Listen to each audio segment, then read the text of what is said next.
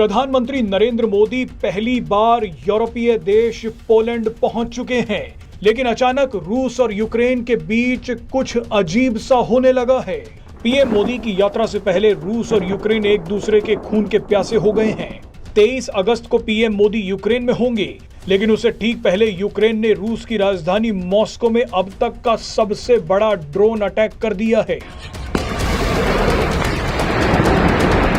हालांकि रूस ने कहा है कि उसने यूक्रेन के इस हमले को नाकाम कर दिया है। रूस ने दावा किया है कि उसने मॉस्को में यूक्रेन के 45 ड्रोन मार गिराए हैं। रूस ने यह भी कहा है कि यूक्रेन के इस हमले में उसे जान माल का कोई नुकसान नहीं हुआ, लेकिन ये बात तो सच है कि यूक्रेन ने मॉस्को में घुसकर हमला किया है। आपको याद होगा कि कुछ दिन पहले यूक्रेन ने रूस के कुर्स्क में एक बड़े इलाके पर भी कब्जा कर लिया था। सबसे हैरान करने वाली बात यह है कि पीएम मोदी की यात्रा से पहले यूक्रेन इतनी अकड़ और ताकत कहां से ले आया। एक्सपर्ट्स का मानना है कि रूस यूक्रेन जंग को लेकर एक बहुत बड़ी खबर आ सकती है। इसका इशारा खुद प्रधानमंत्री नरेंद्र मोदी ने भी कर दिया है। पीएम मोदी ने पोलैंड और यूक्रेन की यात्रा पर निकलने से पहले एक ट्वीट किया।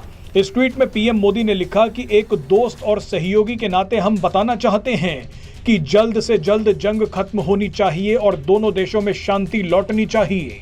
कई जानकारों का मानना है कि पीएम मोदी की यात्रा के बाद रूस और यूक्रेन को लेकर बहुत बड़ी खबर आ सकती है। खुद रूस और यूक्रेन भी जंग से निकलने का एस्केप रूट ढूंढ रहे हैं। इस जंग ने रूस और यूक्रेन को तो परेशान कर ही रखा है, लेकिन नाटो देशों को भी फंसा रखा है। ऐसे में भारत ही वो न्यूट्रल देश है जो रूस और यूक्रेन के बीच मध्यस्थता करवा सकता है। याद रखिए कि पीएम मोदी ने पुतिन के साथ एक प्राइवेट और सीक्रेट मीटिंग की थी। उसी के बाद पीएम मोदी यूक्रेन जा रहे हैं। लेकिन आपके मन में सवाल होगा कि जब शांति की बात होनी है तो यूक्रेन रूस पर ताबड़तोड़ हमले क्यों कर रहा है? तो आपको बता दें कि इसका जवाब भी शांति वार्ता में छुपा है।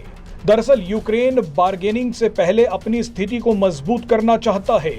यूक्रेन दिखाना चाहता है कि वो कमजोर नहीं है, वो रूस के इलाकों पर कब्जा कर सकता है, मॉस्को में घुसकर हमला भी कर सकता है।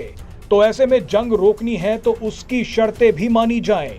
यूक्रेन बोल सकता है कि वो रूसी इलाके को खाली कर देगा, लेकिन रूस को भी उसके कुछ इलाके छोड़ने पड़ेंगे। यही वो रास्ता है जो पिछले 2 सालों से चली आ रही जंग के बाद यूक्रेन और पश्चिमी देशों की इज्जत बचाएगा। अगर यूक्रेन अपनी अकड़ और ताकत नहीं दिखाता और चुपचाप पीछे हट जाता है तो ये यूक्रेन के साथ साथ नाटो की भी हार होगी। ऐसे में यूक्रेन इज्जत के साथ अपने पैर पीछे खींचना चाहता है।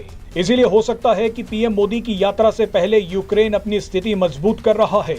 इसमें पश्चिमी देश यूक्रेन को पूरी मदद दे रहे हैं। वैसे ये संभावना भी हो सकती है कि जो भी हमने आपको अभी तक बताया है यूक्रेन बिल्कुल इसके उलट करे, लेकिन अगर यूक्रेन ने गलती की तो वो उसकी आखिरी गलती हो जाएगी।